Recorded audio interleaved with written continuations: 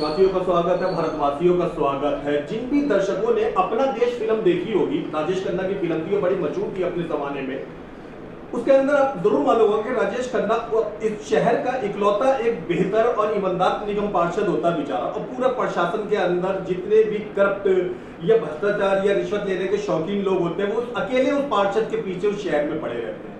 सीधा साधा पार्षद बेचारा उन भ्रष्टाचार से जुड़े हुए, उन ना काम करने वाले लापरवाह लोगों से जुड़े हुए लोगों से बेचारा टक्कर लेता है, उनको काम करने के लिए मिन्नतें करता है, कभी किसी तरीके की पैतरेबाजी करवाता है। लास्ट में अंत भला तो सब भला, वो लोगों को शहर में ये सिखाने में सफल हो जाता है कि ईमानदारी से काम करना ही सब कुछ है। हम आज बैठा हुए हैं चेता सिंह रसोइया जी के पास।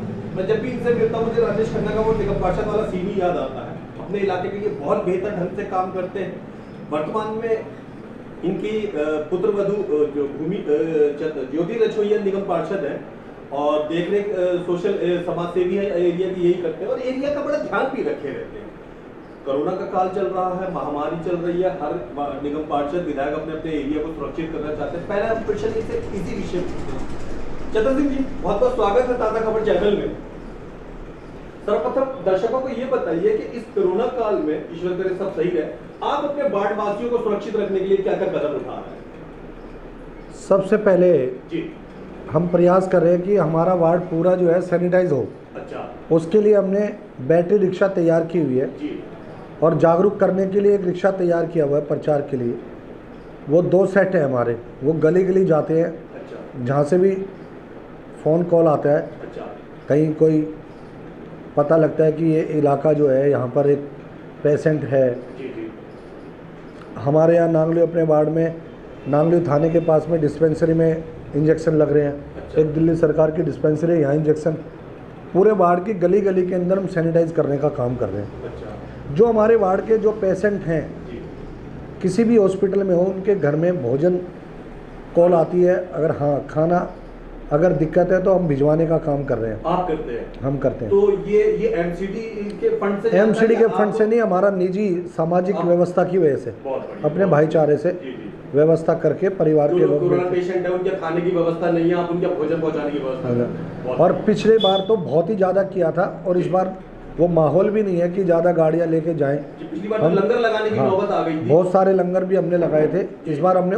ओपन में लंगर करके नहीं किया। जी, जी, अब हम डोर टू डोर पहुंचाने का काम करते हैं। अच्छा, अच्छा, उसके बाद दवाइयों को किसी को दिक्कत आती है जी, कि भाई मेडिसिन नहीं है, जी, तो हम उसको मेडिसिन ला के देते हैं। अच्छा, अच्छा, कोई पर्चा दे देता है हमें, तो उसको मेडिसिन भी ला के देते हैं। अच्छा, और हम लोगों को प्रचार कर रहे हैं कि कोई भी आदमी ये ना सोचे रेमडेसिविर लेने से आप ठीक हो जाओगे। जब तक डॉक्टर का प्रोटोकॉल आप फॉलो ना करें, उससे पहले कोई भी गलत दवाई ना लें।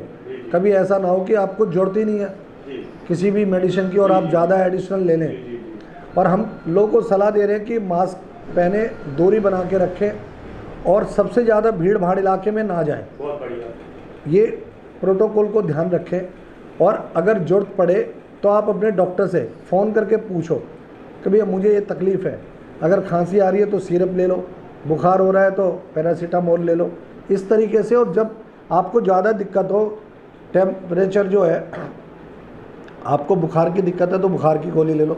अगर ऑक्सीजन की ज़्यादा दिक्कत है तो आप 3-4% ऑक्सीजन अगर आप पेट के बल लेटते हैं और तेज़ से सांस लेते हैं तो आपकी ताकत बढ़ जाती है, ऑक्सीजन पावर बढ़ जाती है।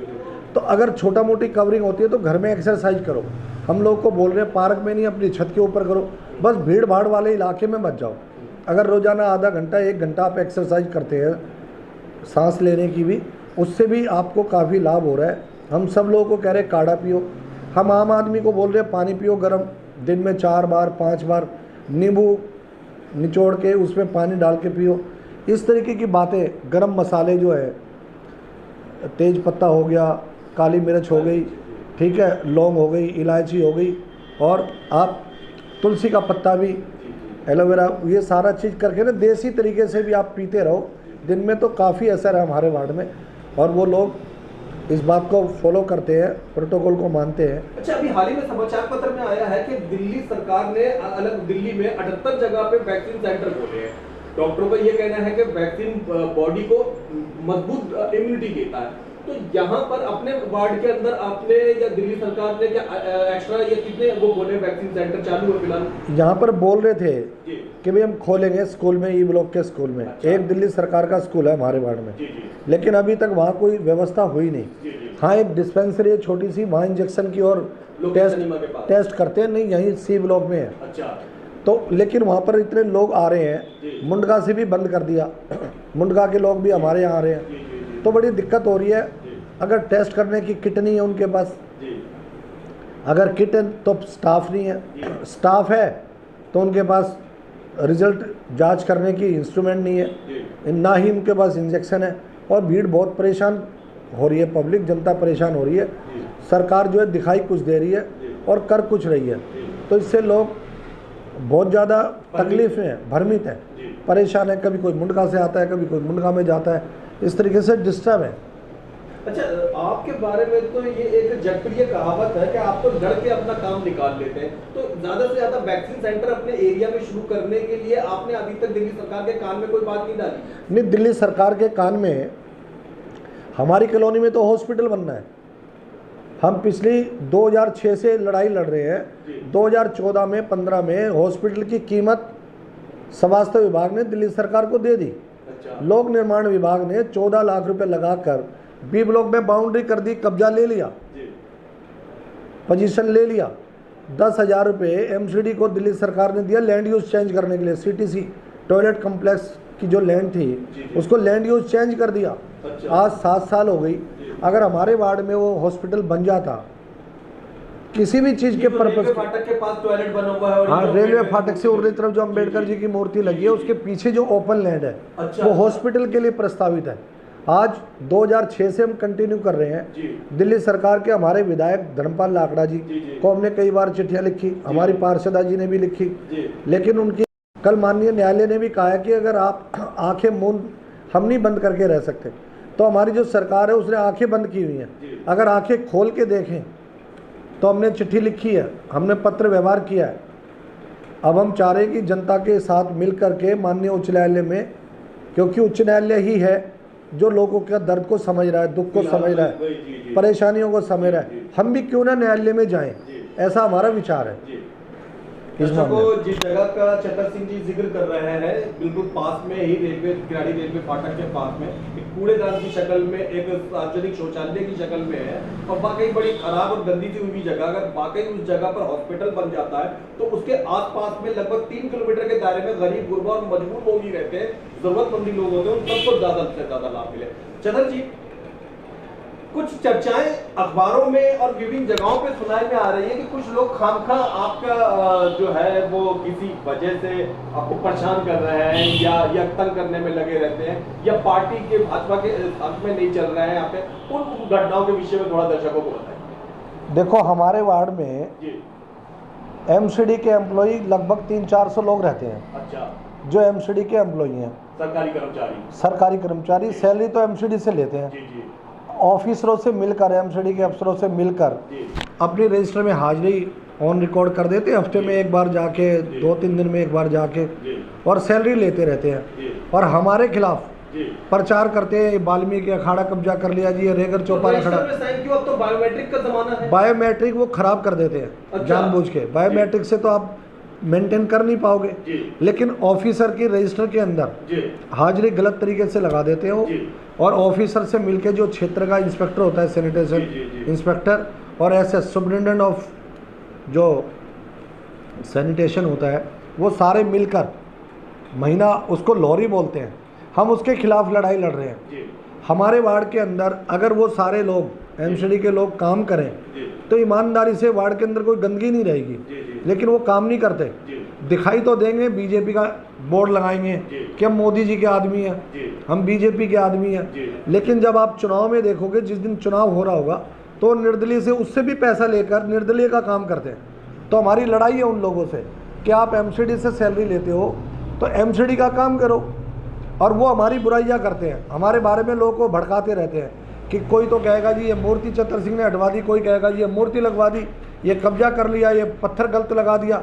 इस तरीके से वो एमसीडी के लोग भ्रमित करते हैं, लोगों को गुमराह करते हैं। हमारे यहाँ पड़ोस में ही हमारे खिलाफ लड़ने वाले लोग अंबेडकर भवन और गंगा मंदिर के पीछे कूड़ाघर था। लोग को भड़का दिया कि चतर सिंह रछोया ने तो गंदगी डलवा दी। हिंदू मुसलमान का झगड़ा कराने के लिए सांप्रदायिक दंगा कराने की प्रयास किया। वहाँ के लोगों ने नांगलोई थाने में मुकदमे के लिए शिकायत की। इस तरीके की वारदातें करते हैं लोग। कोई मंदिर के बारे में भड़काता है। यहाँ पर ऐसे कुछ कर्मचारी ऐसे ले आया 2 लाख रुपए एक मुश्त राशि देकर, हमने सीबीआई से पकड़वाने का काम किया। तो जब आप ईमानदारी से काम करते हो तो समाज में चर्चा तो होगी, अच्छाई बुराई तो होगी। और जो गलत लोग हैं, जो हमारे एंटी लोग हैं, जो हमारे राजनीतिक दुश्मन हैं, वो हमारी बुराई करेंगे। और जो अच्छे लोग हैं वो हमारी प्रशंसा करेंगे। और जो अच्छे लोग हैं वो अच्छा काम बताते हैं। के खिलाफ हम लड़ते रहेंगे। हमने लोगों के लिए पता नहीं कितने मामले माननीय उच्च न्यायालय में उठाए। और हमारे दुश्मन, हम एमसीडी के अंदर मेंबर्स हैं और हमारे खिलाफ फोगिंग करने वाला आदमी मुकदमा दर्ज कर रखा है। कूड़ा घर तोड़ने का हमारे खिलाफ मुकदमा चल रहा है, जहां पर हमने स्वर्गीय अटल बिहारी वाजपेयी वरिष्ठ नागरिक केंद्र बना दिया। और पहले वो सीटीसी थी, सीटीसी को तोड़ने का हमारे पे मुकदमा लगाया लोगों ने, राजनीतिक लोगों ने। हम जेल में रहकर आए। ज्योति रछोया निगम पार्षद, उनके हस्बैंड सतीश रछोया भी जेल में रहकर आए। मेरा छोटा भाई हाई कोर्ट में नौकरी करता है, वो भी रहकर आया। तो हम ऐसी चीज़ें झेलते हैं। और जो समाज का काम करेगा उसे ऐसे लोगों के केस झेलने पड़ेंगे। पर आप उसे ये तो मशहूरन मुझे तो पता चला कि नागलोई से लेके मादीपुर तक औरतों और बच्चों बुजुर्गों को कंबल देना, साजो सामान देना, खाने पीने की चीजें देना, पता नहीं क्या क्या चीजें आपने बांटी, मुझे तो 6-7 साल में याद भी नहीं। हमने आज तक हजारों सिलाई मशीनें बांट दी। हमने हजारों गरीब विधवाओं की पेंशनें बनवा दी। अब पेंशनों के मामले में भी हमारे खिलाफ मुकदमा दर्ज कर दिया। हमारे दुश्मन ऐसे हैं कि कुछ ना कुछ हमारे खिलाफ नकली दस्तावेज बना के, कुछ ना कुछ करके, उन्हें तो बस ये तय करना है कि चतर सिंह रछोया और उसका परिवार जेल चला जाए या मर जाए। मारने के लिए हमारे को सांप्रदायिक दंगा करके मारना चाहते हैं और हमारे को जेल भेजने के लिए हमारे खिलाफ झूठे मुकदमे बनाकर हमें जेल भेजने की कोशिश करते हैं। लेकिन कहीं ना कहीं कोई ना कोई ईमानदार आदमी हमारा साथ दे देता है, और साथ दे देता है तो हम बच जाते हैं। कोई ना कोई हमें बचाने का काम करता है, कोई ना कोई पुलिस ऑफिसर या कोई ना कोई इंक्वायरी अफसर, कोई ना कोई ईमानदार लग जाता है तो हम बच जाते हैं। और जो उनके साथ मिल जाता है तो हमें झेलना पड़ता है, और हम झेलेंगे। पवित्र पुस्तकों में यही लिखा है कि जो व्यक्ति लोगों के काम आता है, इंसानों की मदद करता है, इंसानों की किसी भी प्रकार की सेवा करता है, जरूर कोई ना कोई फरिश्ता आसमान से उसकी मदद करने के लिए आता है। और ऐसे व्यक्ति के ऊपर परेशानी तो आ सकती है, पर जो है ना वो लोगों की मुसीबतें उतनी ज्यादा उसके ऊपर नहीं हो सकती। ठीक है, उलझने आती जाती रहती है। आप अच्छा कार्य करते हैं, हम सच में इस बात की कदर करते हैं।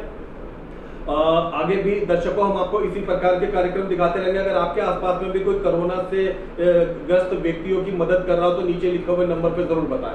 आपका चैनल को समय देने के लिए चंद्र सिंह जी बहुत बहुत धन्यवाद। नमस्कार जी, धन्यवाद।